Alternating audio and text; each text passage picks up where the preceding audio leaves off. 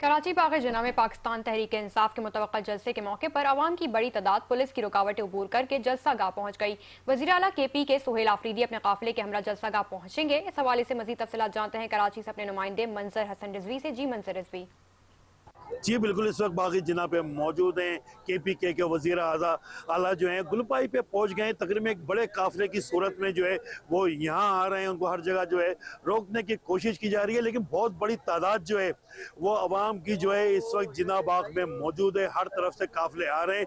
Police ने जो रुकावटें लगाई थी वो सब हटा दी गई हैं और इस वक्त जो है ये बड़ी तादाद आप देख रहे हैं अवाम की जो है जिना बाग में मौजूद है। मेरे कैमरामैन इमरान यामीन से कहता हूँ वो आपको बिल्कुल ये मनाजिर लाइव मनाजिर हैं जो आप इस वक्त देख रहे हैं स्क्रीन पर।